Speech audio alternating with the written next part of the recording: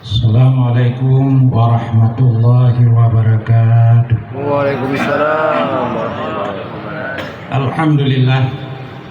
Asyhadu an la ilaha illallah wahdahu la syarikalah. Wa asyhadu anna Muhammadan abduhu wa rasuluh. Allahumma shalli wa sallim ala sayyidina Muhammad wa ala alihi wa sahbihi ajma'in. Amma ba'du. Tiada kata yang lebih indah kita ucapkan selain puji dan syukur kepada Allah, yang mana oleh Allah telah memberikan kepada kita nikmat iman, nikmat Islam, dan juga nikmat kelahiran Nabi besar Muhammad sallallahu alaihi wasallam.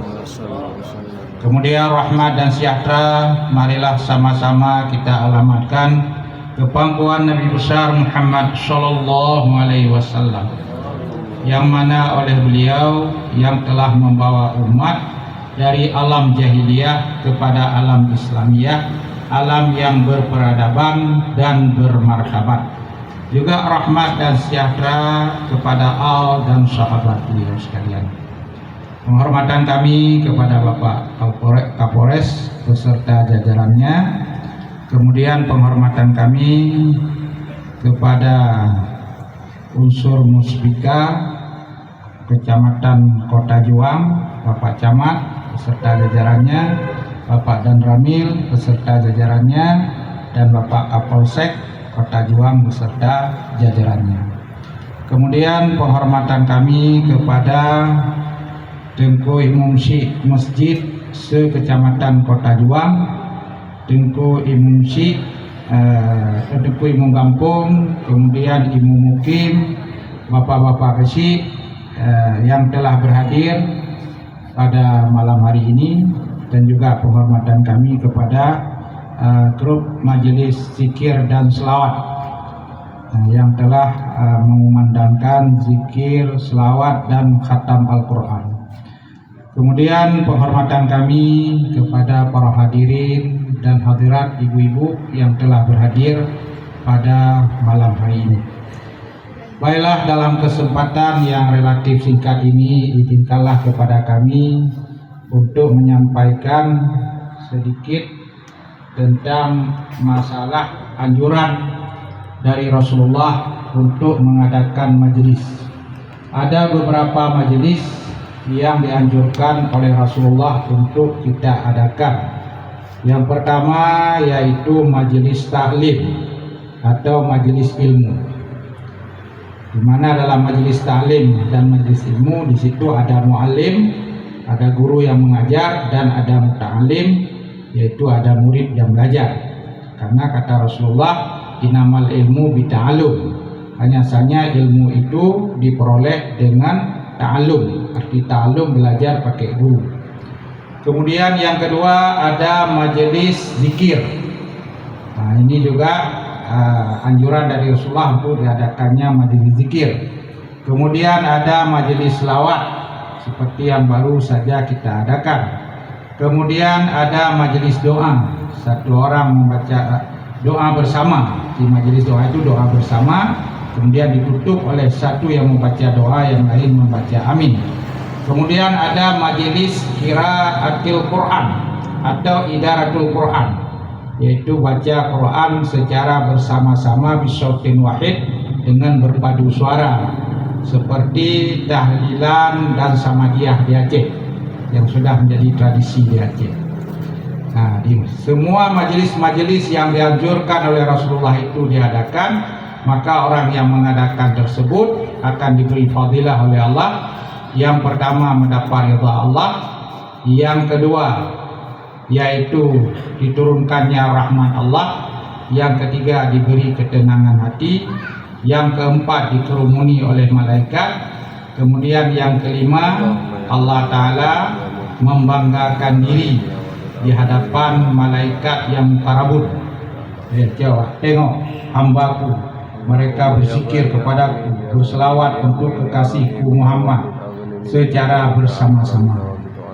Karena malaikat pun berselawat kepada Nabi bukan seorang diri, tapi mereka berselawat secara berjamaah, secara bersama-sama.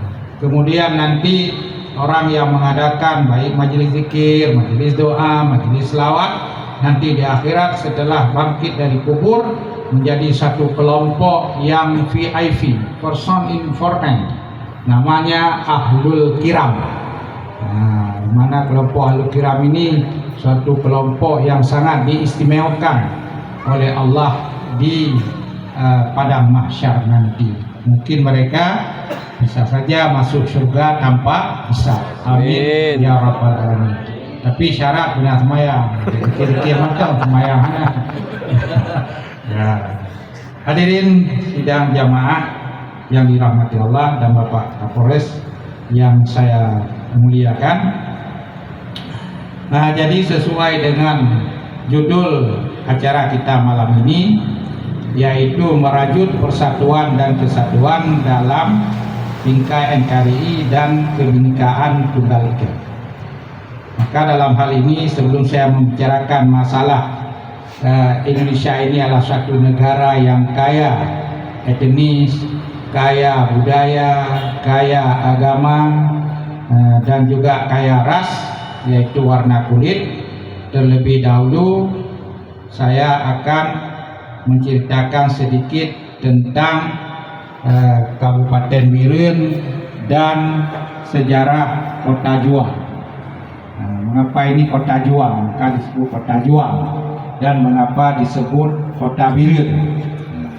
Kalau kita melihat dari 23 kabupaten kota yang ada di Aceh, cuma 2 kabupaten yang berbahasa Arab. Lain semua bukan berbahasa Arab, kebanyakan bahasa Aceh. Kabupaten yang pertama yang berbahasa Arab yaitu Biren. Biren itu kalau kita lihat kamus Arab dari bara ya biru, birun, kalau baris dhammah birun, artinya berbuat kebaikan. Seperti kata istilah kita birrul walidain, berbuat baik, berbakti kepada kedua orang tua. Nah, ini asal usul dari Kabupaten Biren dari bahasa Arab, bara ya biru, biran kalau baris di atas, birun kalau baris dhammah, baris bengkok, cikok Aceh. Nah, di Aceh juga biru yang jiu panggang dari aku. Kajilah yang bahasa Arab. Pakai bahasa Arab dikarenakan di dalam sejarah masuk Islam ke Asia Tenggara ini, Aceh lah yang pertama kali masuk Islam. Dan dari 23 kabupaten kota yang ada di Aceh, Biren lah yang pertama kali masuk Islam, yang dibawa oleh keturunan-keturunan Nabi, yaitu orang Said dan orang Habib. Salah satunya yaitu Said Abdullah bin Musanna. Musanna itu anak daripada Sayyidina Hasan. Sayyidina Hasan itu anak Fatimah Zahra anak Rasulullah. Kemudian Said Abdullah dia berhasil mengislamkan Raja Hindu, Raja Jempa yang Hindu yang bernama Merah Wisnu, dan dia punya anak namanya Ratna Kemala. Diislamkan, kawinlah Said Abdullah dengan Ratna Kemala, maka melahirkan seorang putra diberi nama yaitu Sinyak Jempa, yang dikenal oleh orang Biren yaitu Raja Jempa. Maka kerajaan dari dulunya Hindu dirubah oleh Said Abdullah atau Malik Abdullah, itu Raja Jempa pertama, dengan nama Kerajaan Islam Jempa yang didirikan tahun 141 Hijrah. Inilah kerajaan yang sangat tertua di Aceh. Inilah kerajaan pertama di Aceh, yaitu Kerajaan Islam Jempa yang berada di Kampung Blang Sepeng, Kecamatan Jempa. Dulu Kota Juang ini juga bagian dari Kecamatan Jempa. Nah, kemudian Kerajaan Islam Perla, Kerajaan Islam Samudra Pasir hingga di Aceh Tengah, kemudian Kerajaan Aceh Teming, Raja Hitam yang di Aceh Timur itu punya Kadodo. Nah, kemudian kabupaten yang berbahasa Arab yang kedua yaitu Kabupaten Subul Salam, yaitu pemekaran dari Kabupaten Aceh Selatan. Demikian tentang asal usul Birun. Kemudian mengapa disebut Birun ini kota juang? Asalnya Birun kota juang. Di Birun disebut kota juang karena ini adalah disebabkan oleh perjuangan orang Birun dalam melawan penjajahan Portugis, penjajahan Belanda, dan penjajahan Jepang, di mana Portugis menjajah Aceh selama 110 tahun, dari tahun 1520 Masehi sampai 1630 Masehi, dan beberapa panglima perang Portugis mati di bumi Aceh, yaitu seperti Afonso de Castro, Antonio de Miranda, Gaspar de Costa, Francisco de Melo, semua tewas babak-tiras di bumi Aceh. Maka Aceh sebut kota juang. Orang-orang Birun juga berjuang. Kemudian juga perang melawan Belanda. Jadi Raja William, ayahnya Ratu Wilhelmina, mengumumkan maklumat perang kepada kerajaan Aceh, yaitu tanggal 26 Maret 1873. Lalu diangkat seorang panglima perang yang bernama Jenderal Kohler. Jenderal Kohler ini begitu menginjak bumi Aceh, dia berperang di Banda Aceh, di depan Masjid Baitur Rahman Banda Aceh, lalu ditembak oleh seorang Tengku Imum Gampung, Tengku Imum Long Bata, Adi Temimbal. Sniper dia, Lepung Tengku Imum Gampung sniper. Timbak Jenderal Kohler bani mata nyungkar dia. Mati Jenderal Kohler. Sehingga Belanda boya kata. Sehingga payah pelung ini. Kebah kenangan Aceh nalin Belanda Jepun Mahajemo. Begitu juga orang Aceh berjuang dalam berperang melawan Jepang selama 3,5 tahun. Juga berhasil mengalahkan Jepang. Bahkan di Kabupaten Birun ini mungkin Bapak Kapolres pernah ke barat, pernah melihat kubu Tengku Ilapan. Itu sebagai situs sejarah orang pejuang Aceh yang syahid dalam perang melawan Jepang.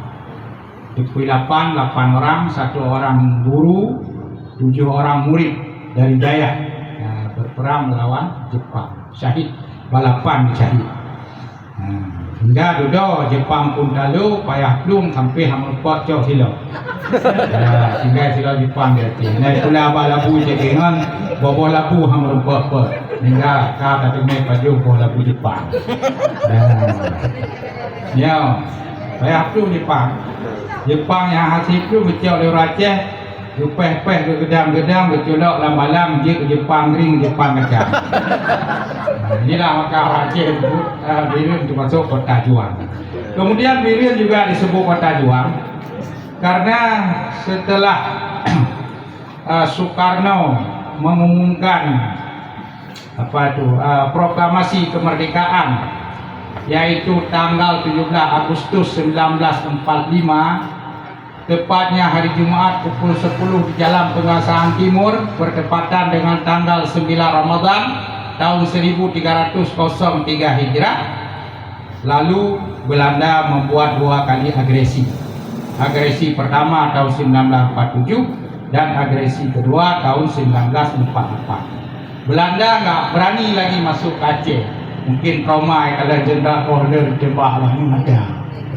Lalu agresi militer kedua itu cuma sampai di Medan. Ke Aceh nggak berani masuk.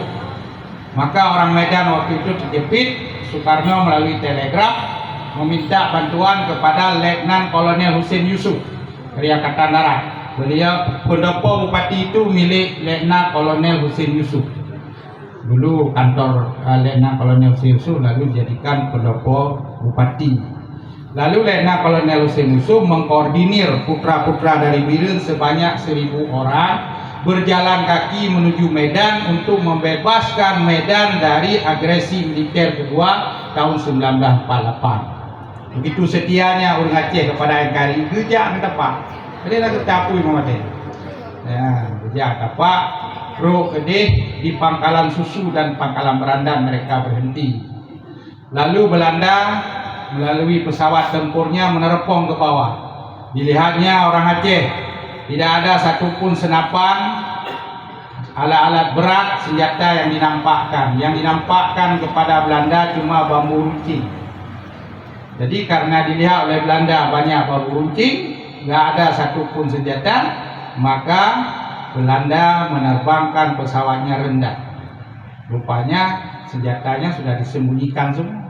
Begitu pesawat Belanda terbangnya rendah, tubit budi peninggalan Jepang, mentimbak-timbak kapal akan Jepang kebah.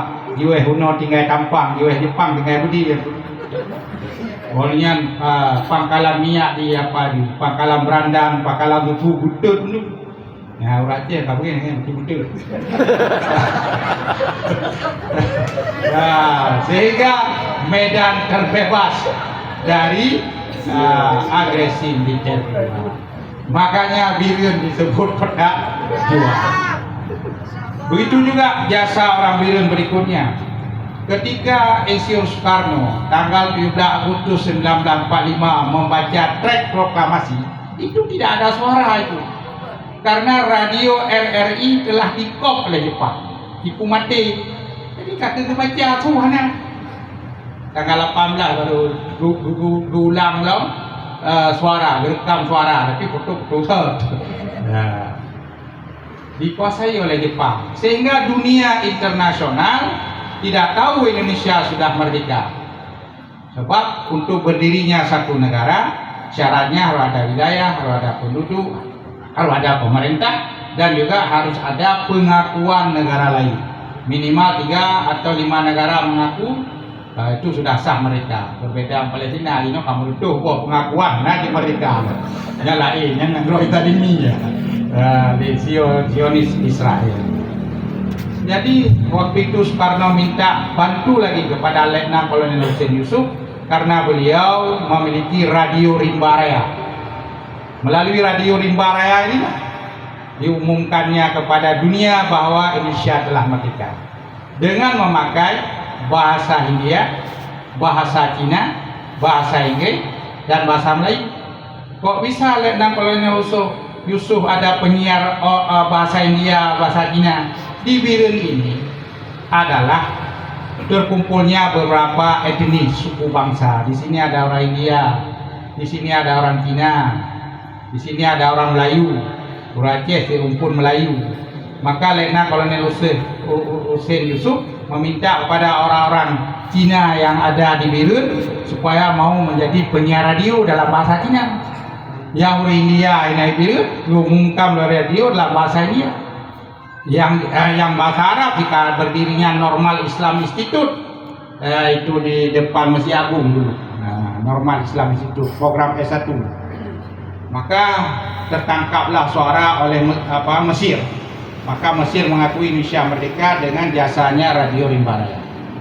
Begitu juga Palestina juga mengakui Indonesia merdeka. Maka sekarang Indonesia harus membantu Palestina. Begitu juga tertangkap siaran ke negara India oleh Perdana Menteri Nehru mengakui Indonesia sudah merdeka karena ada orang India yang tinggal di Birun mengumumkan dalam bahasa India. Maka inilah Birun Pak, refleksi tentang mengapa Birun disebut kota juang. Hadirin para jamaah sekalian, pada malam ini kita telah berkumpul di sini sesuai dengan judul yang diberikan tadi, yaitu merajut persatuan dan kesatuan. Kalau kita lihat dalam buku sejarah Indonesia, Indonesia ini adalah salah satu negara yang berada di Asia Tenggara yang kaya agama, etnis, suku, ras, warna kulit, bahasa, dan budaya. Bhinneka Tunggal Ika, walaupun kita berbeda-beda, tapi tetap bersatu. Satu nusa, satu bangsa, dan satu bahasa.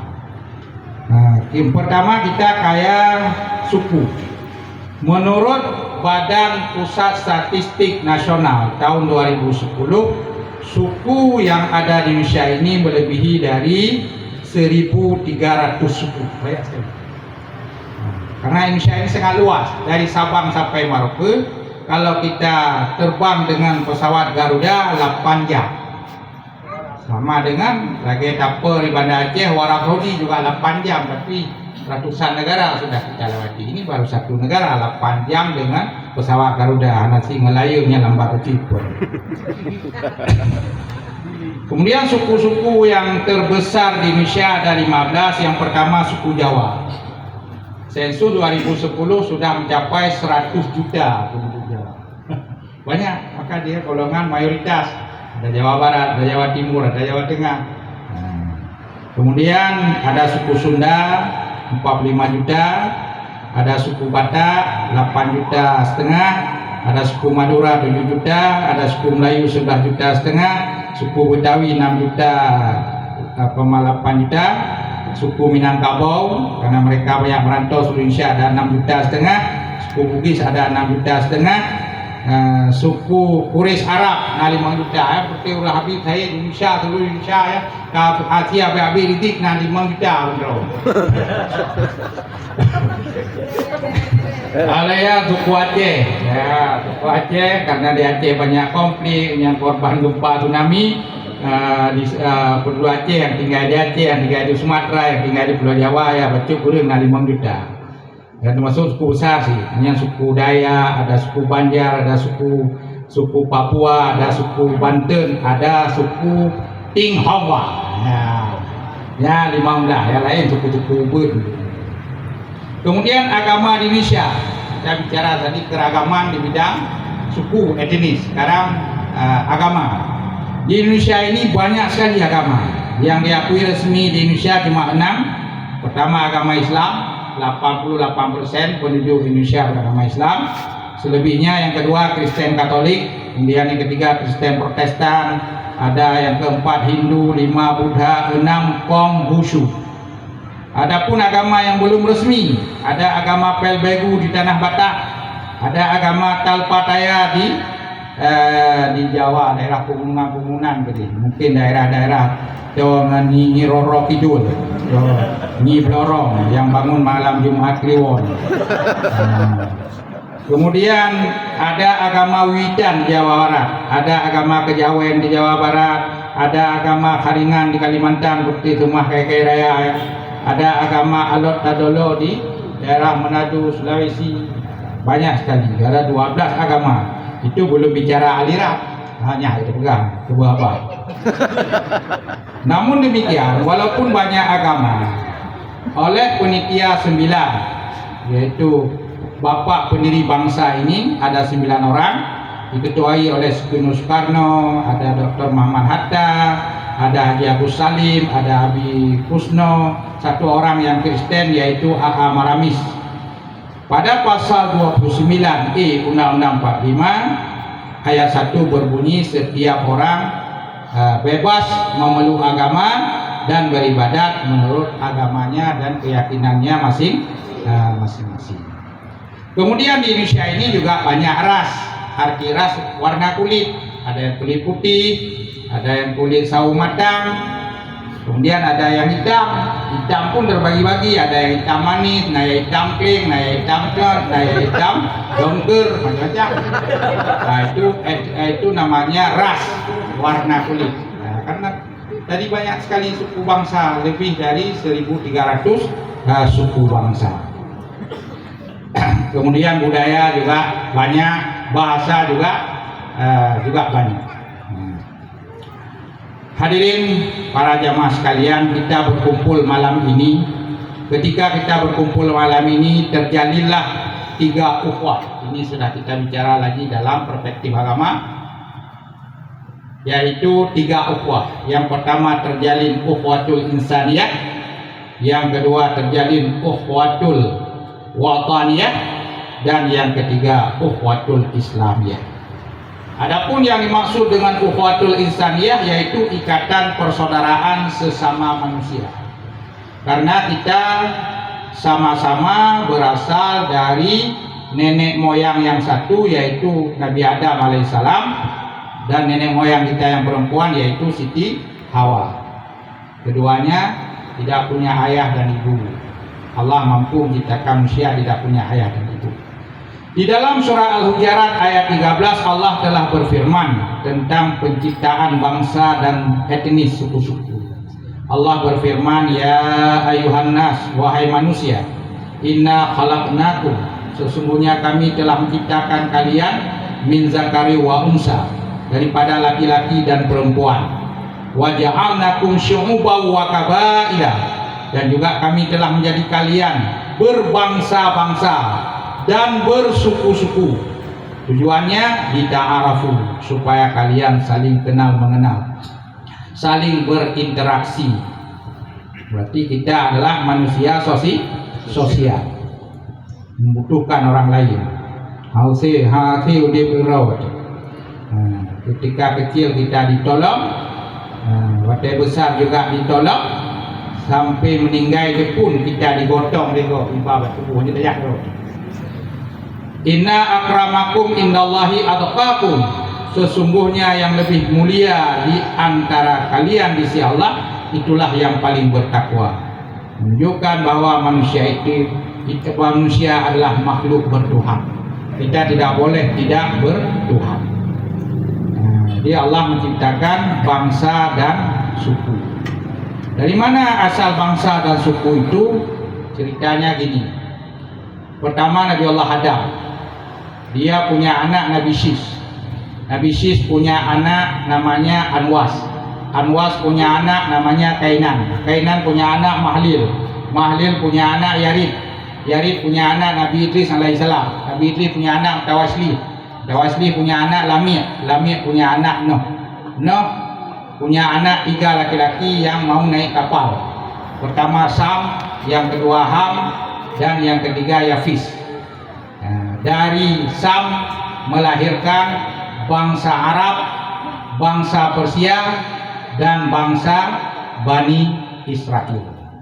Kemudian dari Ham melahirkan bangsa Azanzi, bangsa Negro, menempati benua Afrika, India Kling, suku aborigin di Australia, sampai ke Ambon dan Papua.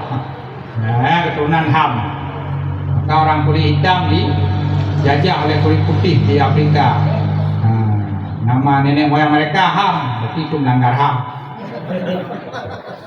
Ham bin Nuh. Kemudian Ham bapak moyangnya bangsa Sin, bangsa Cina. Cina pun leu, Cina daratan, Cina Tiongkok, Cina Siam, Cina Tartar, Cina Mongol, banyak. Kemudian anak yang ketiga Yafis. Yafis punya anak Yunan. Dari Yunan melahirkan bangsa Yunani, Eropa. Kemudian Yunan punya anak Latin. Dari Latin melahirkan bangsa Amerika. Kemudian Latin punya anak Roma. Dari Roma ini melahirkan bangsa Romawi. Juga dari Roma ada satu negara, nama negara itu negara Roma, negara Rumania. Juga dari nama Roma jadi seorang penyanyi di Tasikmalaya, Jawa Barat, Roma Irama. Kemudian Roma dia punya anak namanya Betarius, bukan Betaria Sonata, Betarius. Kemudian Betarius punya anak Hermes. Hermes inilah dari bangsa Jerman segala macam. Kemudian Hermes punya anak Herodes. Herodes ini biasanya nama-nama orang Yunani juga Herodes. Ada Herodes, Socrates,